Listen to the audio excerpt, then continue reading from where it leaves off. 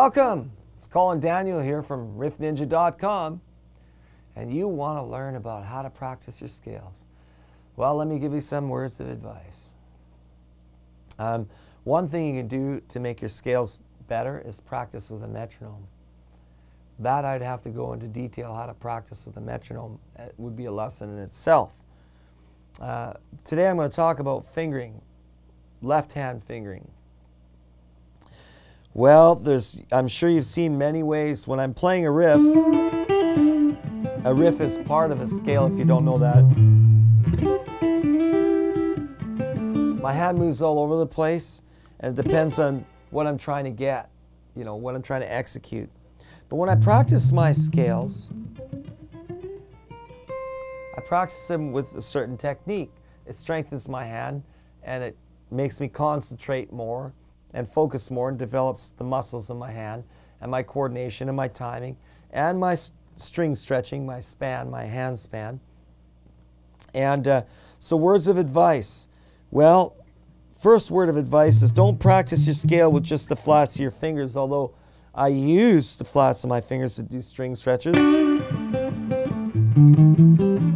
double stops, meaning double notes. So I use the flats of my fingers, but I also use the tips. For speed, I use the tips. For clarity. For pull-offs, I have to turn my hand a little more. So, there's different techniques, but when you're practicing, there's a thing called square hand. That's where your hand is nice and square like this. You'll notice, and you try to keep it uniform all the way up, This is a good technique practice right here where you don't even use your right hand.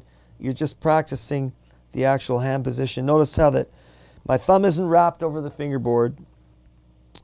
My pinky isn't stretched. I'm not in an awkward position. It's nice and smooth right across, right? So it's like when I move across, I move as little as possible, and my hand doesn't twist on the way up. And my fingers don't move like radically or erratic, It's one note at a time. Nice and smooth across. And notice my hand does not twist and my thumb doesn't wrap around. My thumb's actually behind the fretboard. And I don't use the flat of my thumb, I'm using more the edge of the thumb. So my thumb's over like in about this area here. You can't see it, but that's where it is. And my hand's nice and square all the way up. It's as even as can be. I'm using my fingertips. Like your fingers are going to be shaped a little different than me. You don't want your pinky outstretched like this. You don't want to struggle. You don't want to be a contortionist. You want to have a nice even arc there.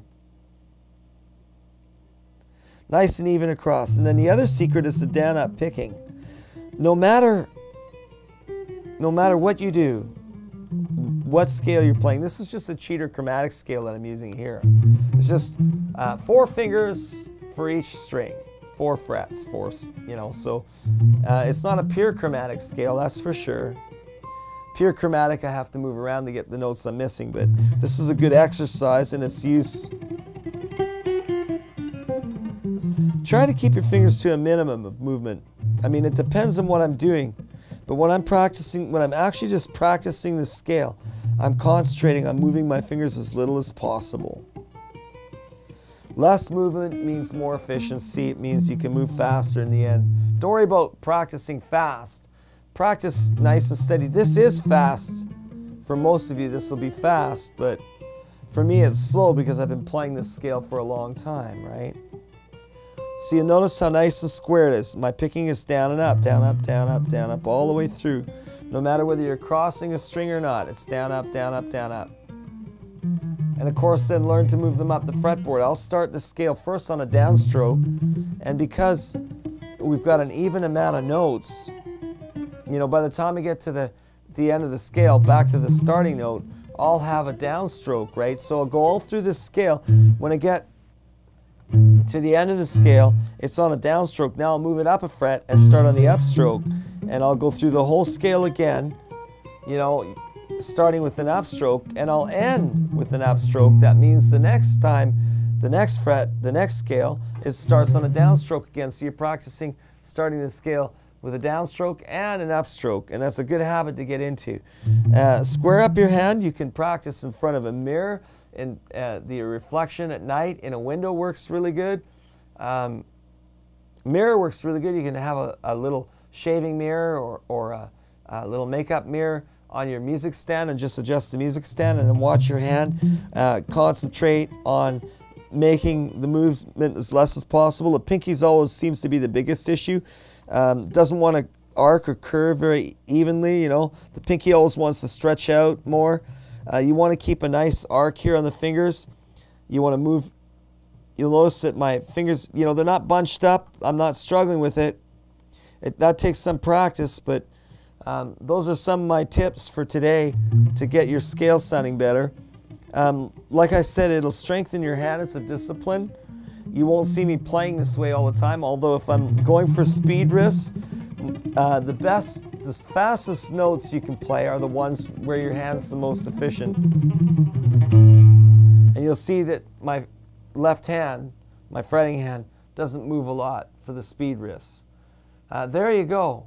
Some tips and secrets. There are many more like this on my Riff Ninja site. Come and visit me at Riff Ninja Academy, and you can have a 3-day free trial. That's what this is all about, is to teach people how to play and get better on the guitar. Why don't you come and visit? This is Colin Daniel from riffninja.com. See you later.